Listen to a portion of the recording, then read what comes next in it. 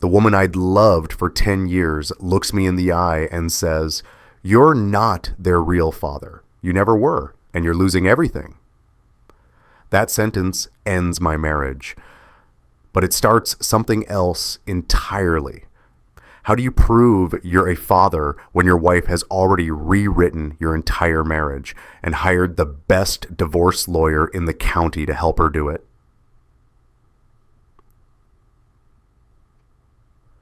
Three months earlier, I'm standing in my backyard on a Sunday afternoon, flipping burgers on a grill that's seen better days. The smell of charcoal and barbecue sauce hangs in the August heat. Sophie and Ethan are playing tag near the oak tree Jennifer and I planted the year we bought this place. 8 years ago.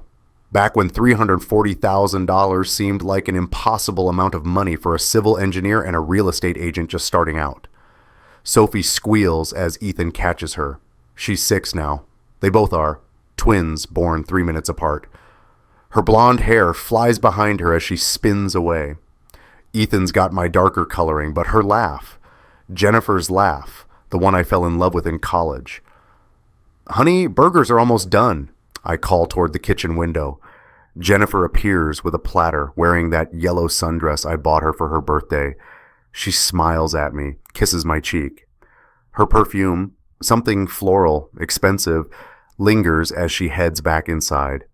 Our neighbor Mike leans over the fence. "Beautiful family, Rob." I look at my kids, at my house, at my wife moving through our kitchen. "Yeah," I say, "we're lucky." He points at the house. "You know this whole neighborhood's blowing up, right? Property values are insane." "Really?" I'm only half listening. Sophie's climbing the oak tree, and I'm calculating if that branch will hold her. "Yeah, man, commercial rezoning came through. Your place is probably worth double what you paid." I nod, turn a burger. Sophie makes it to the third branch and waves at me. I wave back. That was the last Sunday I believed my life was real. Tuesday evening, I'm home early from the office, a rare thing. Jennifer's car is in the driveway, but the house is quiet. The twins are at her mother's for the night, a sleepover they've been excited about all week. I find her phone on the kitchen counter. Face up, screen lit, one notification. My hand moves toward it before my brain catches up. I'm not the kind of husband who checks phones. I've never been that guy. But the message is right there. Preview text visible above the lock screen. "DB, can't wait to see you tonight. Wear that black dress I like." The room tilts. I pick up the phone. My thumb hovers over it. Jennifer's in the shower. I can hear water running upstairs, steam probably fogging the bathroom mirror. Another message appears. "DB, Friday at the property site worked perfectly. You were incredible." My chest tightens. The phone feels hot in my hand. I set it down exactly where I found it. Walk to the sink, turn on the cold water, splash my face. Property site, black dress. Can't wait to see you tonight. The water stops upstairs. I dry my hands on a dish towel, one Sophie made in art class, painted with handprints, and I wait. Jennifer comes down 10 minutes later, hair wrapped in a towel, wearing her robe. She sees me standing by the counter, sees her phone. "Hey," she says. Her voice is normal, easy. "I didn't know you were home." "Who's DB?" She stops. The air in the kitchen goes still. "What?" I pick up her phone, hold it so she can see the screen. "DB, who is he?" Jennifer's face doesn't change, doesn't go pale or guilty or caught. She just looks at me and something behind her eyes goes flat. "His name is David Bennett," she says. "We've been seeing each other for 6 months. No apology, no explanation, just facts, delivered like she's telling me she changed phone carriers. 6 months. I hear my voice from very far away. "Yes." "The black dress, is that the one I bought you for our anniversary?" She nods. And when I ask who DB really is, what he means to her, she doesn't even try to lie. If you've ever found a message you weren't meant to see, that moment when your stomach drops and the room goes quiet, You know exactly what I'm talking about. If this story feels familiar, just type "I know" in the comments. You're not alone in this. Jennifer moves out that night, takes a suitcase and her laptop, and tells me we'll talk through lawyers. The twins are still at her mother's. She says she'll pick them up in the morning, take them to school, keep everything normal for them. Normal, I repeat.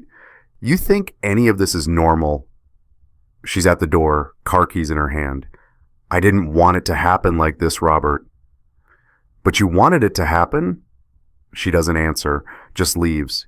I sit in our living room, my living room now, I guess, surrounded by evidence of our life together. Sophie's drawing on the refrigerator, 4 stick figures holding hands labeled in crayon. Data, Mama, me, Ethan, because Ethan's name is hard to spell when you're 6. The photo album on the coffee table, the one I'd been showing Mike at the barbecue just 2 days ago. 8 years of birthdays and Christmas mornings and trips to the zoo. I open the album. Hospital photos from the day the twins were born. Jennifer exhausted and beautiful, holding both babies. Me in scrubs, grinning like an idiot, a baby in each arm. First steps, first day of kindergarten. Last month's soccer game where Sophie scored her first goal and Ethan cried because he didn't. I'm their father. I've been their father from the first second. My phone buzzes. A text from Jennifer. David is my attorney. He'll be handling the divorce. Please have your lawyer contact him. I read it 3 times. David Bennett, the man she's sleeping with, her divorce attorney. I put the phone down and I laugh. It's not a good sound. He shows up at my house Thursday afternoon, just walks up to the door and knocks like he's been invited. I open it and there he is, tall, maybe 40, wearing a suit that probably costs more than my car payment. Dark hair going silver at the temples, smile that's all teeth and no warmth. Robert Taylor? He extends a hand. David Bennett, I think Jennifer mentioned me. I don't shake his hand.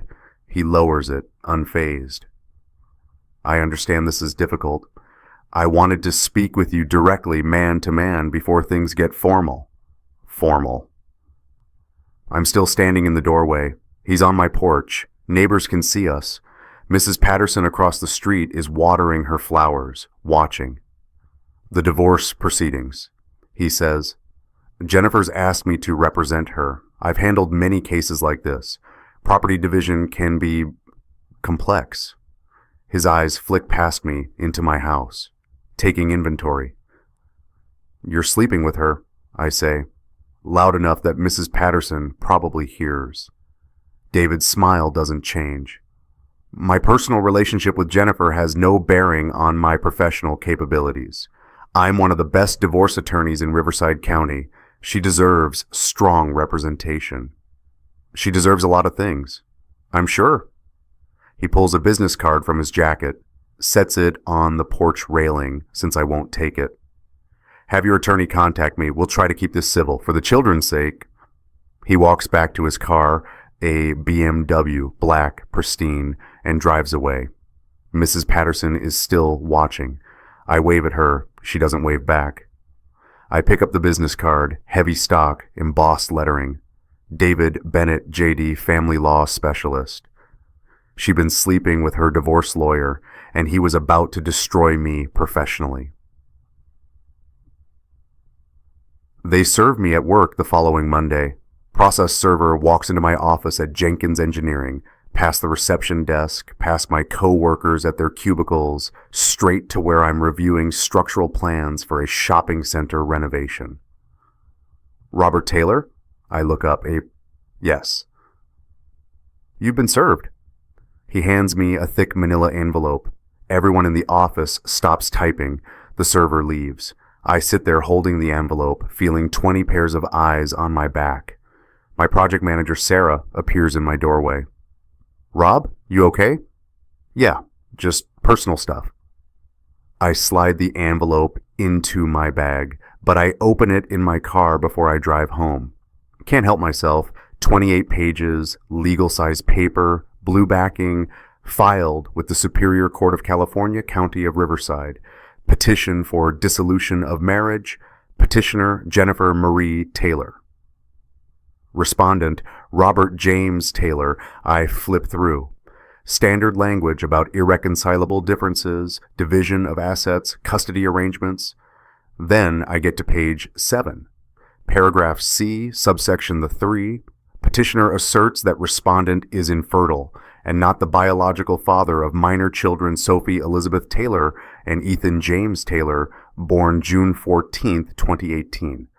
Petitioner seeks full legal and physical custody, as well as exclusive use of marital residence and all associated property. The paper shakes in my hands. She put it in writing, made it official, claimed I wasn't their father, erased me with a legal stamp. I read it again and again. Not the biological father, full custody, exclusive use of marital residence. 6 years of bedtime stories, doctor visits, first days of school. She was erasing all of it with one lie. I called James Wilson that afternoon. He's an attorney I've known since college, does mostly contract law but knows family court. His office is downtown, above a coffee shop that always smells like burnt espresso. She's claiming you're not the father? James sets the petition on his desk, reads it again like he's checking his own comprehension. Rob, you were there when they were born, right? I cut the umbilical cords, both of them. Has she ever suggested this before? Any fertility issues? No, never. We got pregnant on our second month of trying. She used to joke that we were too fertile. James leans back in his chair. Okay, so she's lying. The question is why. He flips to another page. She's demanding the house, full custody, substantial support. This is a scorched earth filing, Rob. She's not trying to negotiate. She's trying to take everything. Can she do that if she's lying? She can claim whatever she wants. You'll need to disprove it. He pauses. Do you know what that house is worth now? We paid $340,000 8 years ago. The commercial rezoning happened 6 months ago. Everything in that zone is worth triple, minimum. He types something on his computer, turns the screen toward me. Current market estimate for your address, $2.3 million. The number doesn't make sense. I stare at it. $2.3 million, James says slowly, for the house you bought for $340. That's not a divorce, Rob. That's a heist. He prints out the property appraisal, glossy pages, color photos of my house from angles I've never seen, comparable sales, development potential, and on the summary page in bold red, $300,000, commercial development potential. I trace the number with my finger, 7 digits. For 8 years, I'd been living in a $340,000 house. But Jennifer hadn't. She'd been living in a fortune, and she'd been planning to take it. There's more, James says. He pulls another document from a folder. Official letterhead, county seal. This came in the mail to your address 6 months ago. Does it look familiar? Certified mail, green return receipt still attached.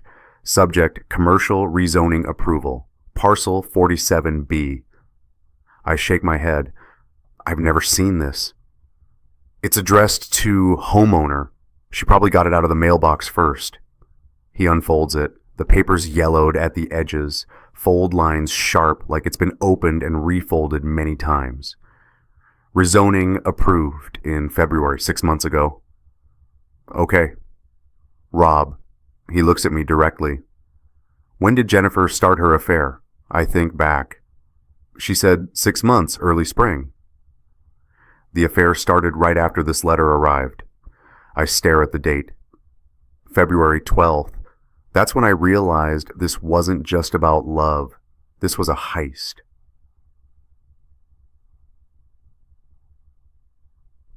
That night, I pick up Sophie and Ethan from Jennifer's mother's house. It's been 5 days since I've seen them, longest 5 days of my life. They run to me when I pull up. Sophie crashes into my legs, Ethan right behind her. Daddy! Sophie's wearing her favorite purple shirt, the one with sparkles. Grandma made us pancakes for dinner. Lucky, I say. I'm kneeling down, eye level with them. Ethan's got syrup in his hair. Sophie's shoelaces are untied. They smell like soap and Johnson's baby shampoo and home. Where's Mommy? Ethan asks. She's at work, buddy. I'm taking you guys home tonight. Our house? Sophie's face lights up. Yeah, our house. Jennifer's mother stands in the doorway.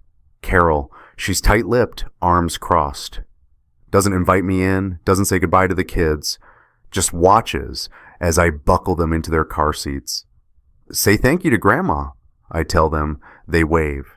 She nods.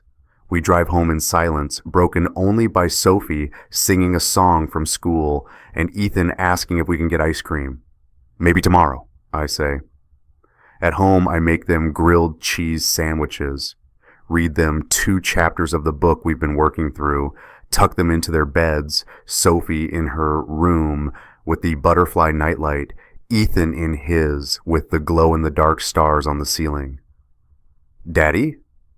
Sophie's voice is small in the dark. Why is Mommy at work so much? She's got a big project, sweetie. Is she coming back? My throat closes. Of course. You'll see her this weekend. Okay. She rolls over, hugs her stuffed rabbit. Love you. Love you too, Soph. I stand in their doorway for a long time, watch them sleep.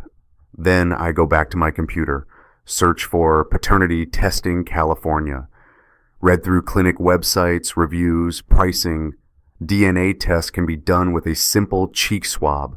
Results in 2 weeks. Court admissible evidence. $300 for peace of mind, or confirmation of the worst thing I can imagine. I close the laptop, then I open it again and schedule an appointment. The testing clinic is in a medical complex near the freeway. Sterile waiting room, motivational posters on the walls. Sophie and Ethan sit next to me, swinging their legs, eating the fruit snacks I brought as a bribe. Why are we here? Ethan asks for the 3rd time. Just a quick checkup, buddy. But we had checkups last month. This is a different kind. The technician calls us back. Her name tag says Lisa. She's got a kind face, grandmotherly. You must be the Taylor family. Sophie nods seriously. I'm Sophie, and that's Ethan, and that's our daddy. Nice to meet you all. Lisa kneels down to their level. I'm going to do something really silly today. I'm going to tickle the inside of your cheeks with a cotton swab. That's it. No needles, no shots. Does that sound okay? They both nod.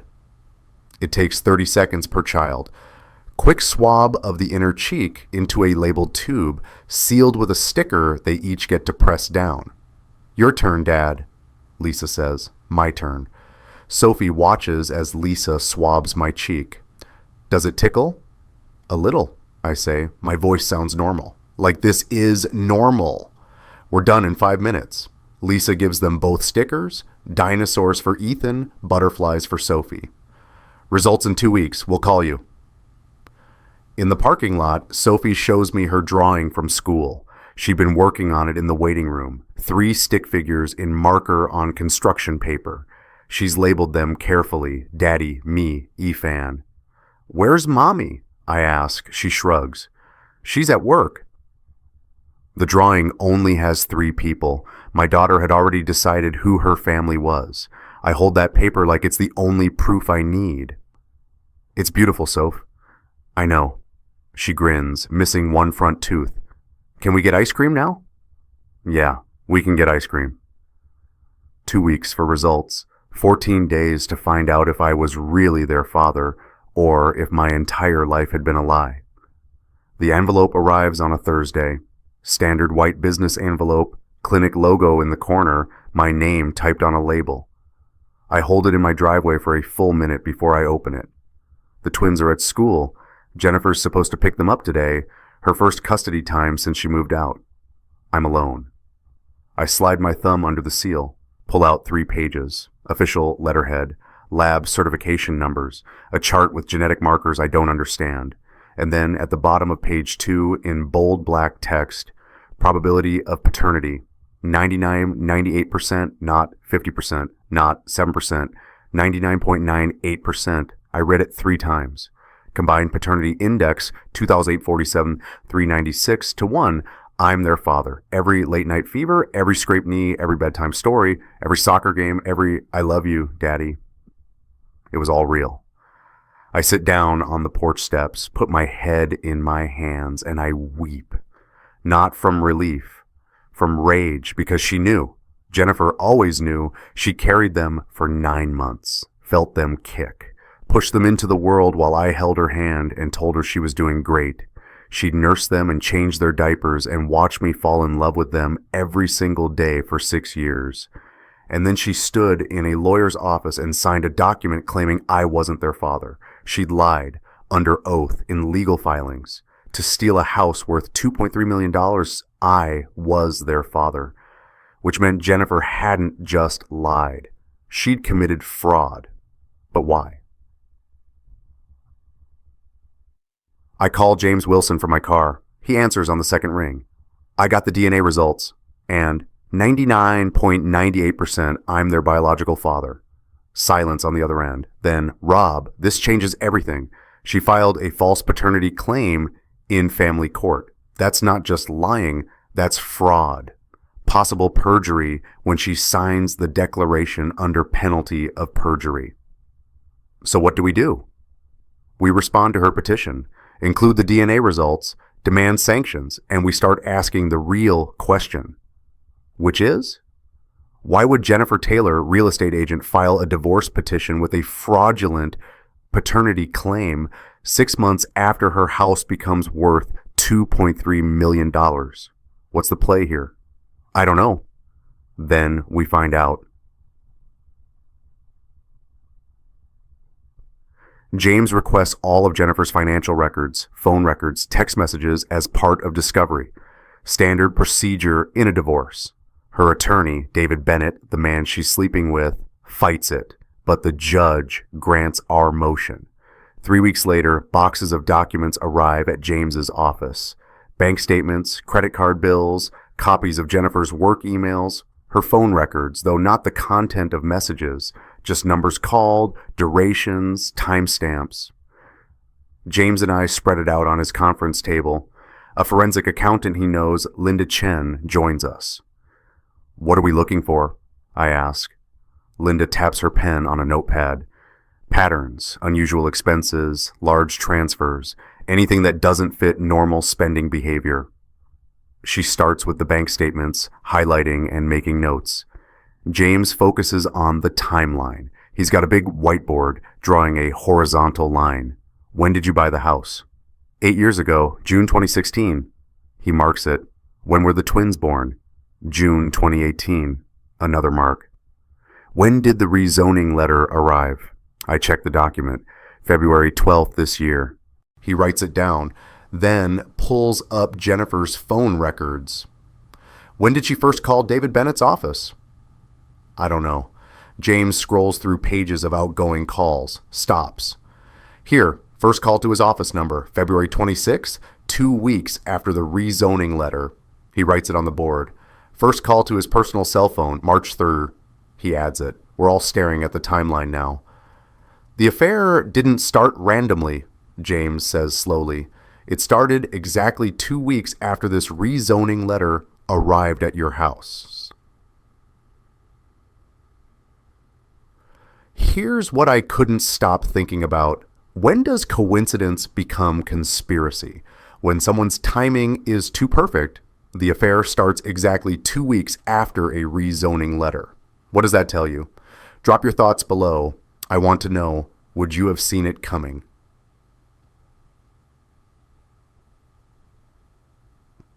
Linda finds it 3 hours later. Robert, look at this. A credit card statement from April. One charge stands out. $1,200 to a property appraisal company. Henderson and Associates, the same firm that produced the $2.3 million valuation in James's file. She ordered this appraisal herself, Linda says, 2 months before filing for divorce. So she knew what the house was worth, I say. She knew exactly what it was worth. James pulls out the appraisal document again. 8 glossy pages. Photos of my house from the street, from above, detailed comps of recent sales in the rezoned area. The number in red on the summary page, $2,300,000. She wasn't just planning to leave you, Linda says. She was planning to take the house, and she needed documentation to justify it in court. I look at the board, the timeline. February 12th, rezoning letter arrives. February 26th, Jennifer calls David Bennett's law office.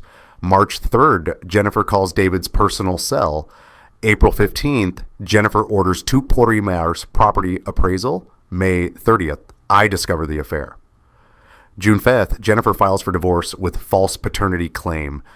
Someone had planned this, I say quietly. Someone who knew exactly what they were doing.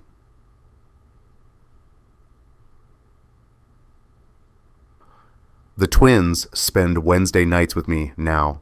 Temporary custody arrangement while the divorce is pending. Tonight, they're building a pillow fort in the living room, and I'm supposed to be helping, but I'm distracted. Daddy, you're not doing it right, Sophie complains. The blanket has to go over both chairs. Sorry, sweetie. I adjust the blanket. Ethan disappears into the fort, then pops his head out. Daddy, can we go to the park tomorrow? We'll see, bud. Mommy took us to the park on Saturday, Sophie says. She's arranging pillows inside the fort. With David. I freeze. Who? David, Mommy's friend. He bought us ice cream. My hands go still on the blanket edge. What did David look like? Sophie shrugs. Tall. He wore a suit even at the park. It was weird. Did Mommy say who he was? Just a friend from work. She crawls into the fort. Come on, Daddy. You have to come inside. I crawl in after them. We sit in the dim space. Blankets overhead, pillows surrounding us. Sophie snuggles against my side. Ethan's got his tablet playing some game with the sound off. Do you like David? I ask, keeping my voice casual. He's okay, Sophie says. But he talks on his phone a lot, even at the park. What does he talk about? I don't know. Boring stuff, houses and money. Ethan doesn't look up from his tablet. Mommy has a secret phone. My heart skips. What? A secret phone? In her car. I saw it when she dropped us off yesterday. It was in the cup holder, but then she put it in the glove box really fast. Are you sure? He nods. It was small, not like her regular phone. It was silver. Sophie adds, she said it was for work, but she looked mad that we saw it. I pull both of them closer, kiss the tops of their heads. You guys are very observant. What's observant? Sophie asks. It means you notice things. Oh, she yawns. Can we watch a movie?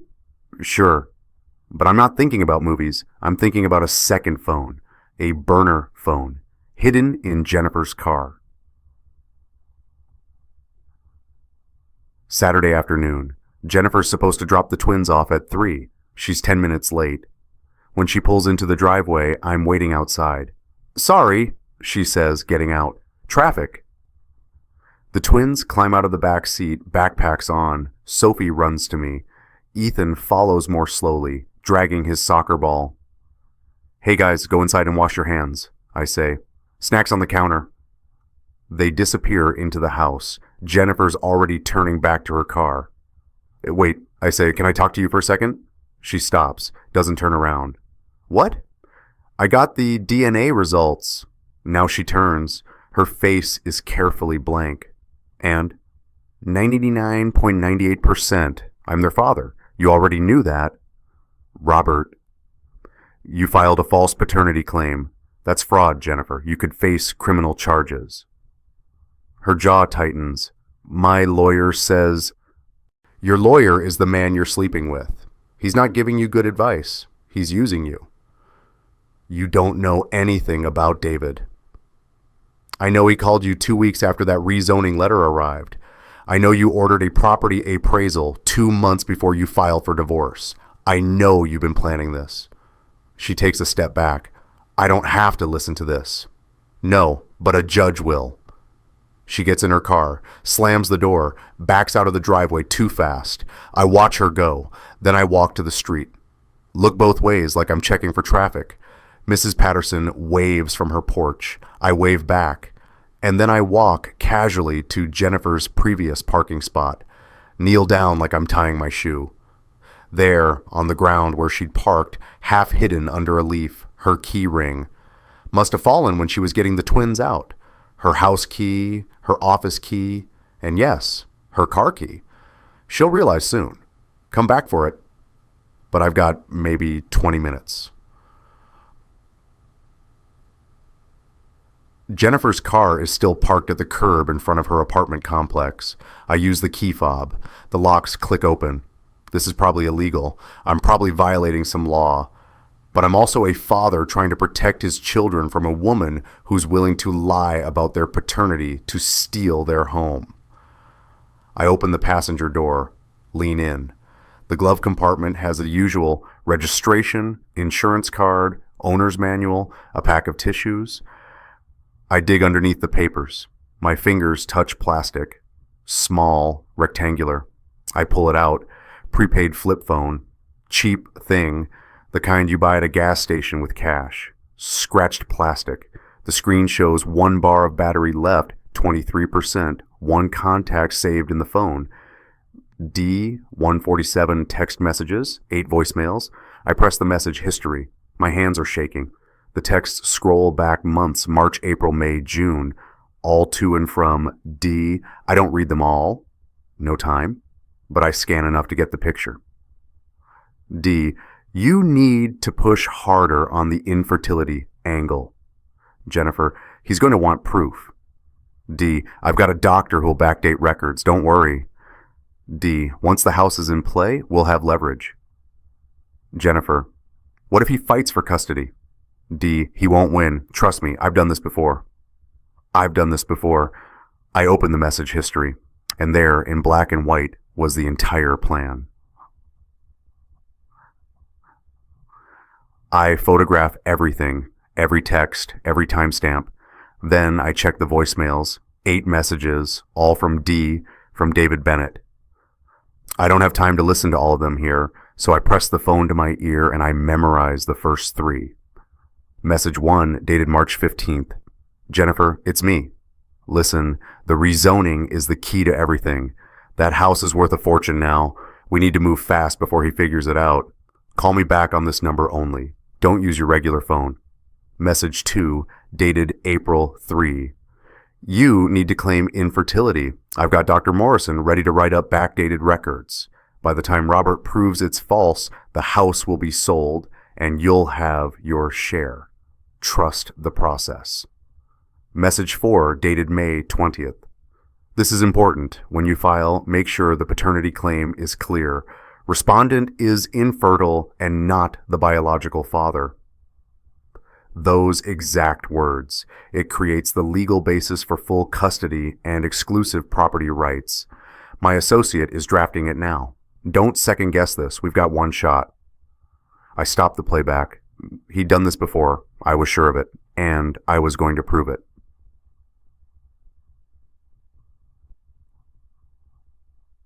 I put the phone back exactly where I found it, lock the car, walk back to my house.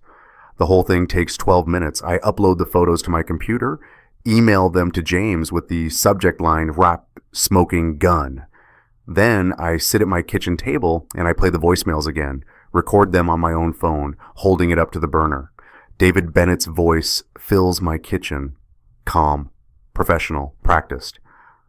Jennifer, listen carefully. You claim he's infertile. We've got backdated records from Dr. Morrison. Say you used a sperm donor but kept it secret out of shame. By the time he challenges it, the house sells, you get your cut, and you're in Maui. Jennifer's voice, faint in the background. What about the kids? Long pause. Then David. What about them? I stopped the recording. His voice wasn't angry or threatening. It was worse. It was casual, routine, bored even. This was just another Tuesday for David Bennett. James calls me at 11 that night. Rob, I've been going through the photos you sent. This is conspiracy to commit fraud. Wire fraud if any communication crossed state lines. Suborning perjury. Jesus, Rob, this guy's a lawyer. He knows exactly what he's doing. He said he's done this before. Yeah, I heard that, which means there might be other victims. He pauses. I'm going to make some calls, quietly, see if anyone in the legal community knows about David Bennett and property cases. What do I do? Nothing yet. Don't confront Jennifer again. Don't let her know you found the phone. We need to build this carefully. Because if we're right about what this is, we're not just fighting a divorce, we're exposing a criminal operation. Good. One more thing, I did some digging on Dr. Morrison, the one mentioned in the recording. His medical license was revoked in 2019. Fraud charges, writing fake prescriptions, and backdating medical records. So the infertility diagnosis Jennifer was going to use would have come from a disgraced doctor who specializes in fake paperwork. Yeah. I close my eyes. How did I not see this? Because you loved her, and she was counting on that. 2 days later, a woman appears at James's office asking to speak with him. No appointment. She tells the receptionist it's about David Bennett. Her name is Carol Bennett. She's David's wife. James calls me immediately. Can you come down here now? I'm there in 20 minutes. Carol Bennett sits in James's conference room, hands wrapped around a coffee cup she hasn't touched. She's maybe 40, blonde hair pulled back tight, wearing a blazer and jeans. Her face is composed, but her eyes are exhausted, like she hasn't slept in weeks. Mrs. Bennett, James says gently, this is Robert Taylor, the man I told you about. She looks at me, really looks at me. Your wife is having an affair with my husband. I know. And he's her divorce attorney. Yes. She nods, sets down the coffee cup, opens the leather binder she'd been holding in her lap. My husband has destroyed 3 families before yours, Carol says. Her voice is steady, practiced, like she's rehearsed this. I've been documenting it for 2 years. Every bank statement, every property record, every woman he hurt. She opens the binder. Color-coded tabs, red, blue, green, yellow, orange. I'm a former private investigator, she continues. I stopped working when we had kids, but I never stopped knowing how to find information. She pulls out the first section. Red tab. Amanda Richardson, 2019. She owned a property in Pasadena that got rezoned commercial. 3 months later, David started an affair with her. 4 months after that, she filed for divorce, claiming her husband was infertile. David represented her. The house sold fast, below market value, to a shell company. She opens the next tab, blue. Beth Crawford, 2021, same pattern. Property in Ontario rezoned. David started affair. False paternity claim. Forced sale. She tried to fight. David had her declared an unfit mother. She lost custody of her 10-year-old son. Third tab, green. Lisa Morgan, 2023, Corona, rezoning, affair, fraud. Lisa lost custody completely. Haven't seen her daughter in a year. Carol looks at me. You're number 4, Mr. Taylor, but you're the first one who's going to win. The room is silent. James speaks first. Do you have proof of the shell company connection? Carol flips to the yellow tab. Bank records, corporate filings. Bennett Holdings, LLC, registered in Delaware. David's the managing member, hidden behind 3 layers of other LLCs. But I traced it. He buys the properties after the divorce, forces a sale, below market, then flips them 6 months later for full commercial value. How much has he made? I ask. Across 3 properties? Carol does the math in her head. Approximately $3.8 million tax-free because it's all hidden in offshore accounts.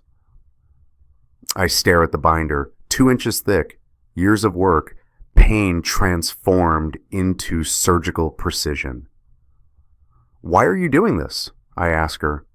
Carol's eyes harden. "Because he won't hurt another family. Because those 3 women deserve justice. And because I want my daughters to know their mother fought back." She slides one more document across the table. Real estate purchase contract, standard California form, buyer listed as Bennett Holdings LLC, purchase price $1.8 million, property address 2847 Maple Street, Riverside, CA 92507, my address. "He already had the contract drawn up," Carol says. "He was just waiting for the judge to order the sale." I pick up the paper. The seller's signature line is blank, waiting for Jennifer's signature or a court order forcing me to sell. Buyer Bennett Holdings LLC, David's Shell Company. Ready to buy my house, my children's home, for $500,000 below market value. Carol Bennett slid one more document across the table. A real estate purchase contract. Buyer Bennett Holdings LLC, property address, my home.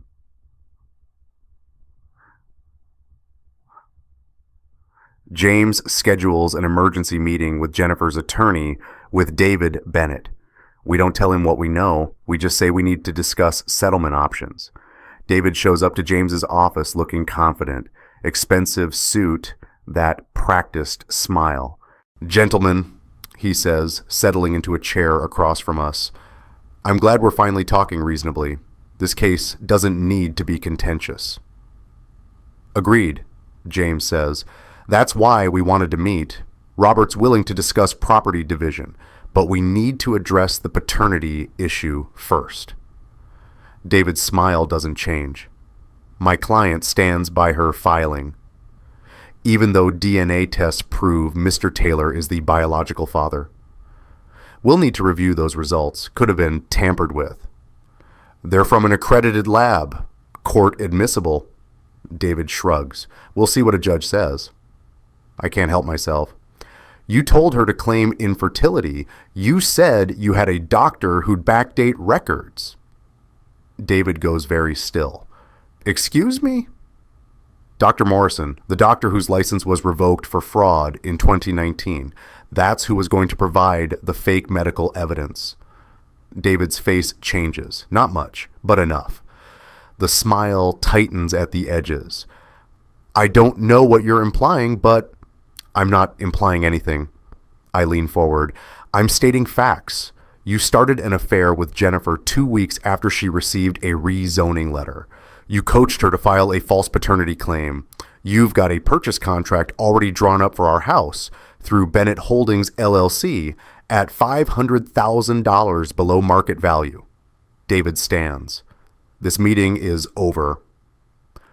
"Sit down, Mr. Bennett," James says. His voice has gone cold. "We're not done." I'm not sitting here listening to conspiracy theories from a desperate man trying to avoid losing in court. "Then maybe you'll listen to your wife." The conference room door opens. Carol Bennett walks in. David's face goes white. She's carrying the binder, sets it on the table between us. "Hello, David." "Carol, what are you..." "3 other women," she says. 3 other properties. 3 other families you destroyed. Amanda Richardson, Beth Crawford, Lisa Morgan. She opens the binder. Tabs visible. Evidence documented. "I've got every bank transfer, every shell company, every fraudulent filing, and I'm giving it all to the state bar and the district attorney and anyone else who'll listen." David looks at the binder, then at his wife, then at me. "You have no idea what you're doing," he says quietly. "Dangerous." "Yes, I do," Carol says. "I'm stopping you." Jennifer meets me at a coffee shop the next day, neutral ground. James insisted on being present, sitting 3 tables away, watching. She looks tired, thinner than I remember. She orders coffee, doesn't drink it. "Robert, Let me show you something first." I slide the paper across the table. Wire transfer confirmation. Bennett Holdings LLC to Jennifer M. Taylor. $15,000. Memo line. "Advance.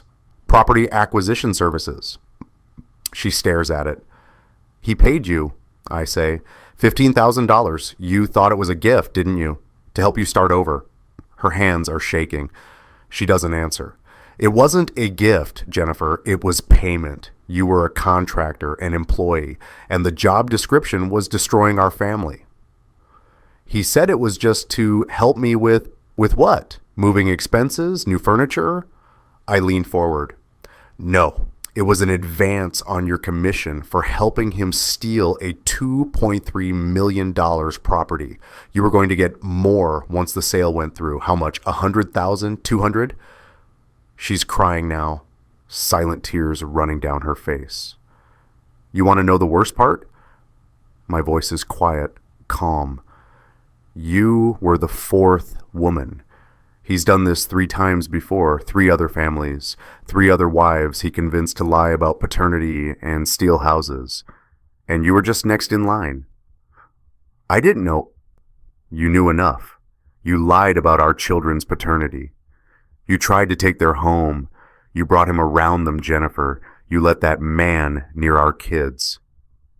She puts her head in her hands. Well, what happens now? I stand up, look down at this woman I'd loved for 10 years, this stranger wearing my wife's face. Justice, I say. That's what happens now. The hearing is set for September 23rd. Family Court Department 4, Judge Patricia Anderson presiding. James spends 3 weeks preparing. Carol provides her entire investigation file. The forensic accountant, Linda, creates a timeline presentation showing the money trail. We have the DNA results, the burner phone records, the audio recordings, the property documents, the shell company paperwork, the testimonies from David's 3 previous victims. This isn't just a custody case anymore, James tells me the night before court.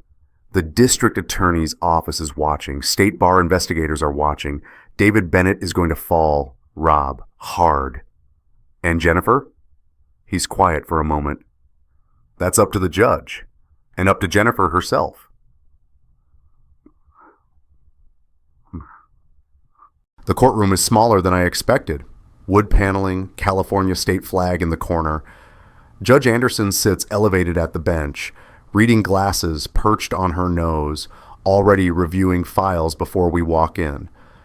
David Bennett sits at the petitioner's table with Jennifer. He's wearing his best suit. Jennifer won't look at me. Carol Bennett sits in the gallery behind us. 3 other women sit with her. Amanda Richardson, Beth Crawford, Lisa Morgan, the previous victims. They're here to watch. Judge Anderson looks up.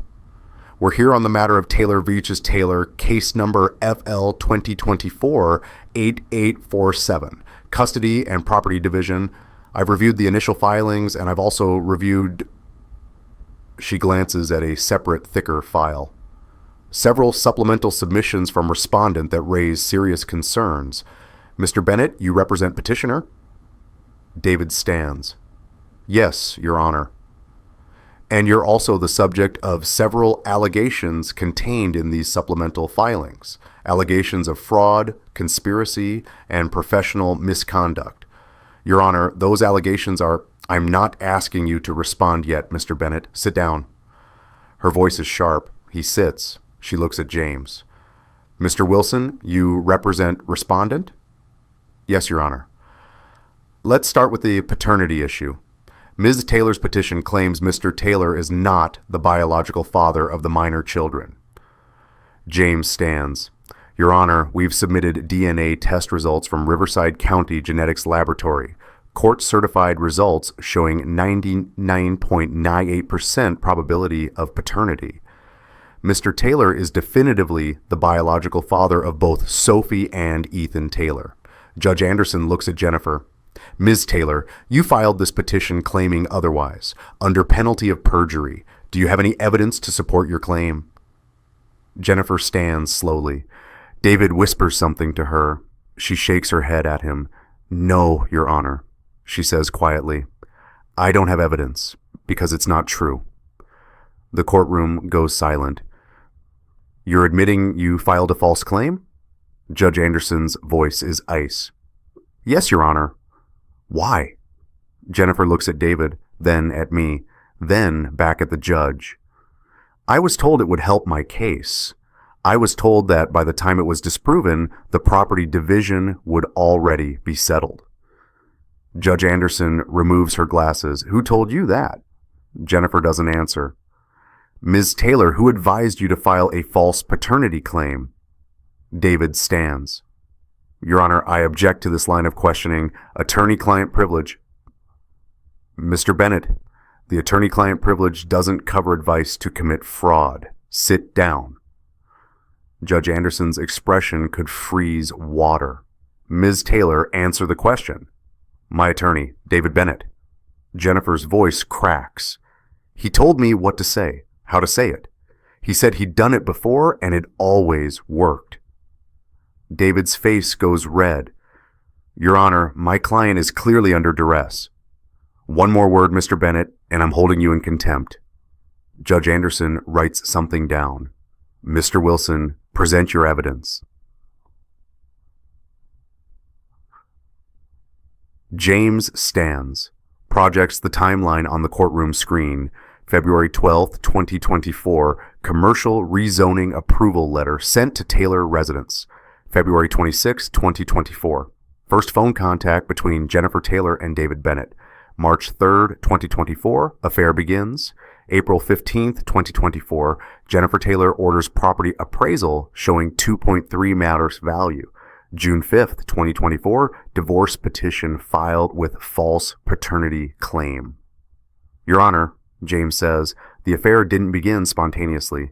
It began exactly 2 weeks after Mrs. Taylor's home became worth $2.3 million due to commercial rezoning. Mr. Bennett initiated contact, Mr. Bennett orchestrated the relationship, and Mr. Bennett stood to profit directly from the dissolution of this marriage. He clicks to the next slide. The purchase contract, Bennett Holdings, LLC. Purchase price, $1.8 million for a property worth $2.3 million. Mr. Bennett's shell company had already prepared to purchase the Taylor home at $500,000 below market value. He would force the sale through court order, buy it through his hidden company, and flip it for full value within 6 months. Net profit, approximately $1.2 million, not counting the commission Mrs. Taylor would receive as the listing agent.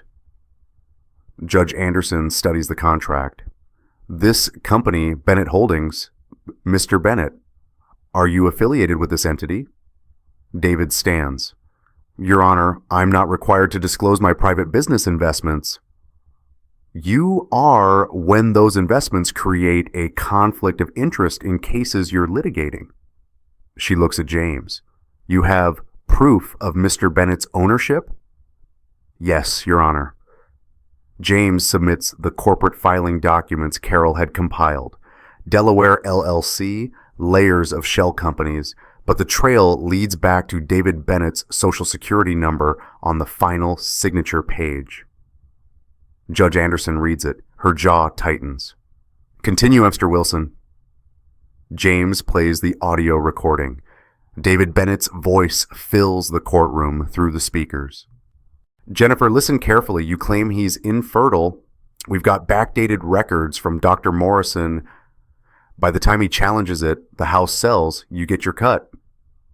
What about the kids? Jennifer's voice faint, long pause. What about them? Several people in the gallery gasp. I see one of the previous victims, Beth Crawford, put her hand over her mouth. Judge Anderson's face doesn't change, but her pen moves faster across her notepad. James continues. Your Honor, Dr. Morrison is a physician whose license was revoked in 2019 for medical fraud and falsifying records. Mr. Bennett was arranging for fraudulent medical documentation to support a false paternity claim in order to facilitate property theft. He clicks to the next slide.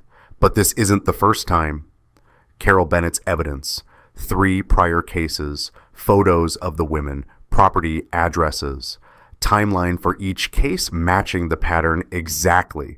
Rezoning, affair, false claim, forced sale, Bennett Holdings purchase. Amanda Richardson 2019, Beth Crawford 2021, Lisa Morgan 2023, 3 women, 3 properties. Total profit to Mr. Bennett, approximately $3.8 million. Judge Anderson looks at David Bennett. Mr. Bennett, I'm going to ask you directly, have you engaged in this pattern of behavior? David stands. Your Honor, these are baseless accusations from... 3 of the women are in this courtroom. Judge Anderson interrupts. Are you saying they're all lying? I'm saying there's no proof of any criminal conduct on my part. The recording we just heard isn't proof? That recording was obtained illegally. It should be excluded. From criminal proceedings, perhaps, but this is family court, Mr. Bennett, and I'll admit whatever I deem relevant to the best interests of these children. She sets down her pen. I'm making several rulings. First, Ms. Taylor, I'm finding that you filed a false declaration under penalty of perjury. That's perjury, a criminal offense. I'm referring this matter to the district attorney. Jennifer goes pale. Second, regarding custody, Mr. Taylor is awarded full legal and physical custody of Sophie and Ethan Taylor. Ms. Taylor, you're granted supervised visitation only, pending psychological evaluation and completion of a parenting course. Visits will be supervised by a court-appointed monitor at your expense. Jennifer starts to cry. Third, regarding property, the family home remains with Mr. Taylor. There will be no forced sale. Ms. Taylor, you'll receive no share of the equity. Judge Anderson looks at David. Mr. Bennett, I am forwarding this entire case file to the California State Bar with a recommendation for immediate investigation and disbarment proceedings. I'm also forwarding it to the District Attorney's Office for Criminal Prosecution.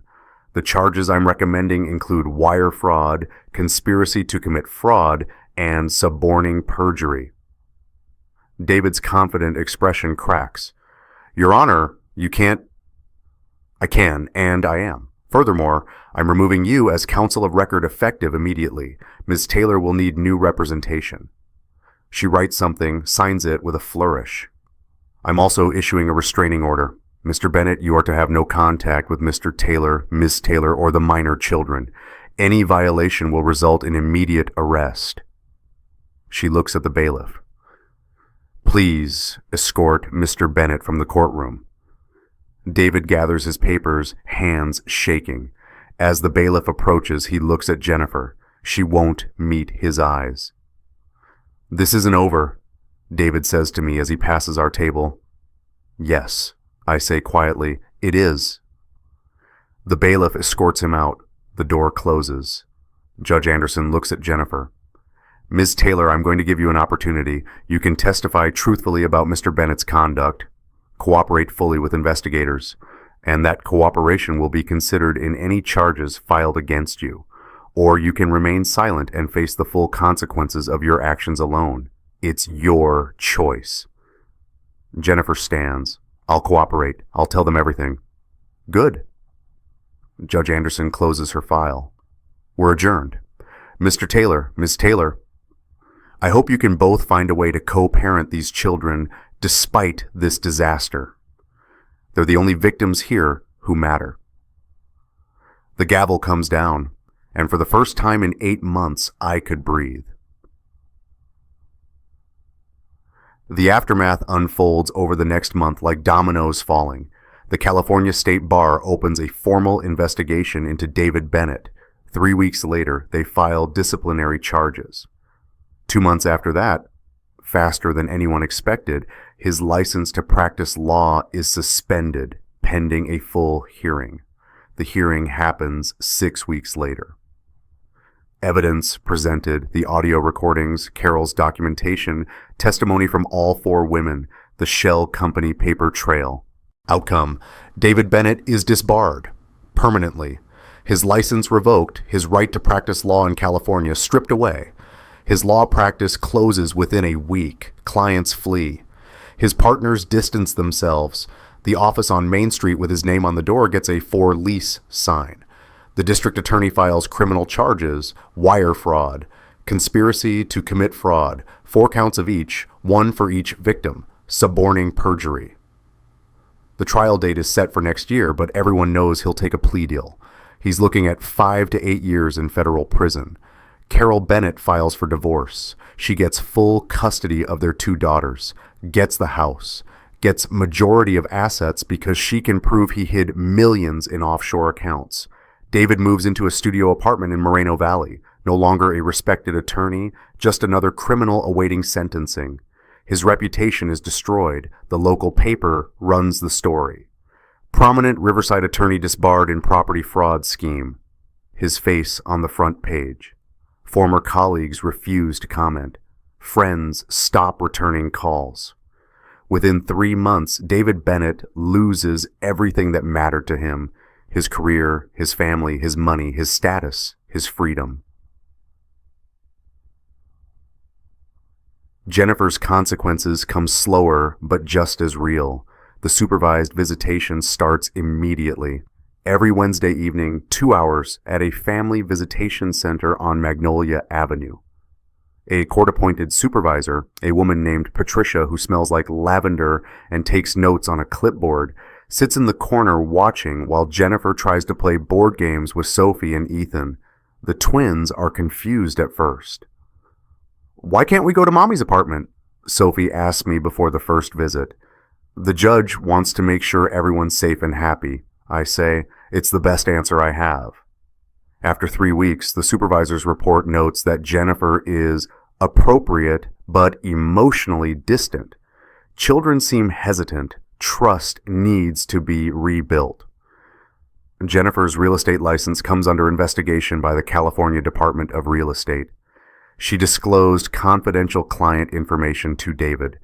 The rezoning letter, property values, personal financial details.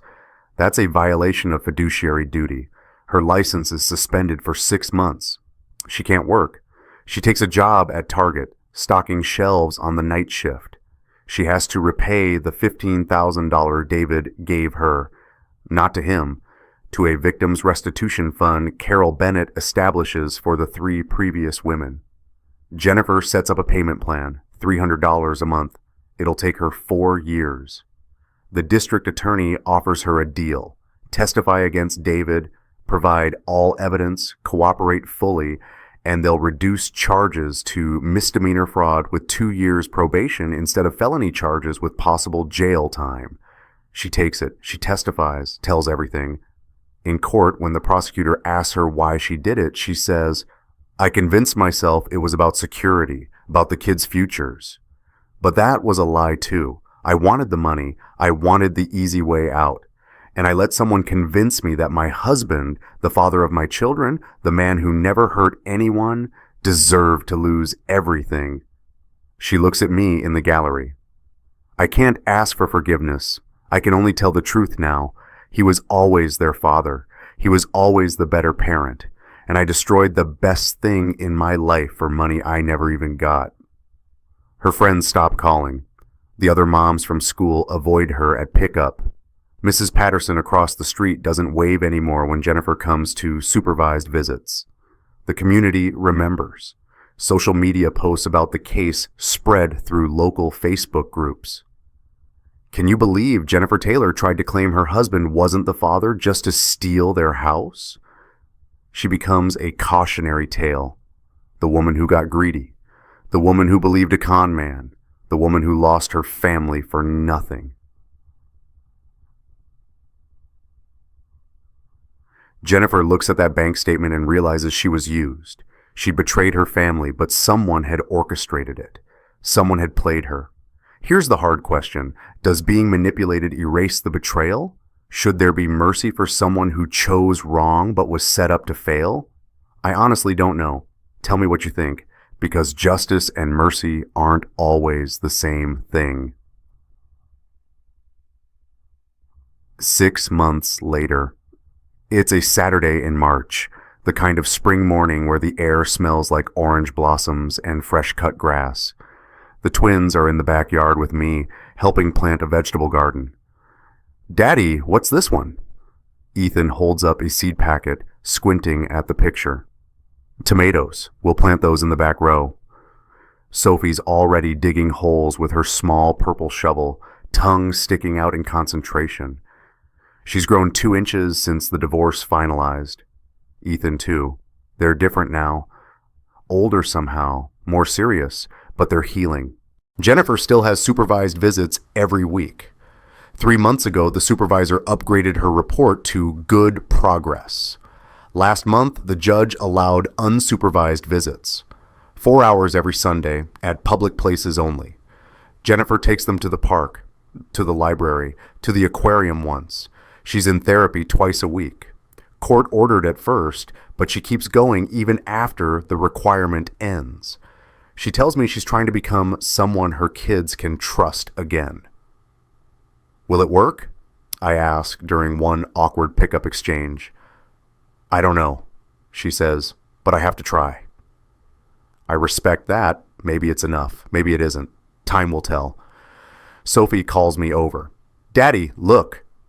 She's made a drawing. She makes a lot of drawings now. The therapist says it's her way of processing. This one's in colored pencil on sketch paper.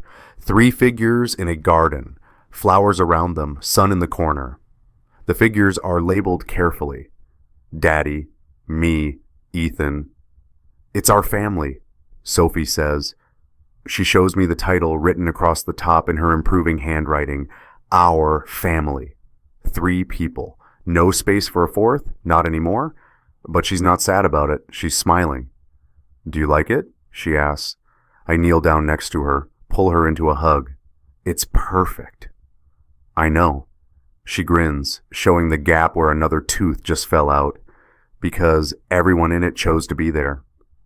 6 years old, and somehow she understands everything. That evening, after dinner, spaghetti with the sauce Ethan likes, the kind with extra garlic, we settle into our routine. Homework for Ethan, bath time for Sophie, then both of them in pajamas, teeth brushed, ready for bed. I read them 2 chapters from the book we're working through, some fantasy thing about dragons and friendship. Sophie falls asleep halfway through chapter 2. Ethan makes it to the end, but his eyes are closing. I tuck Sophie into her bed, arrange her stuffed animals around her, turn on the butterfly nightlight, kiss her forehead. Love you, Soph. She murmurs something that might be, love you too, but she's already dreaming.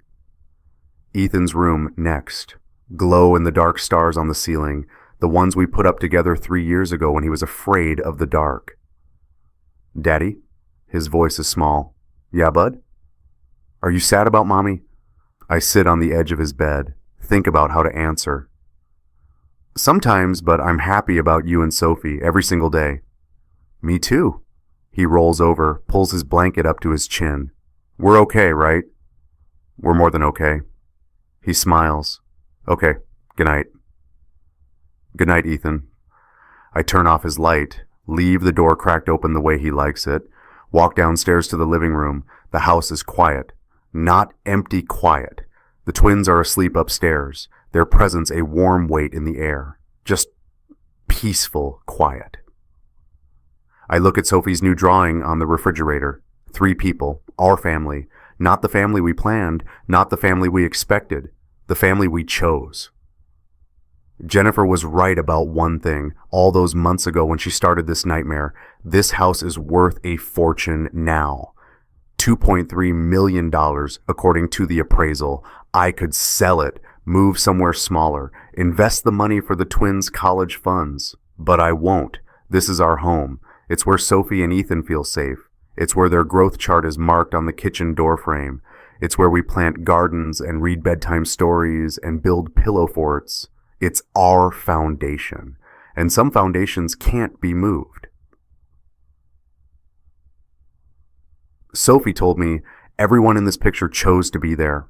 6 years old, and she understood what family really means. Not the people you're born to, not the people you're legally tied to, the people who choose to stay when things get hard.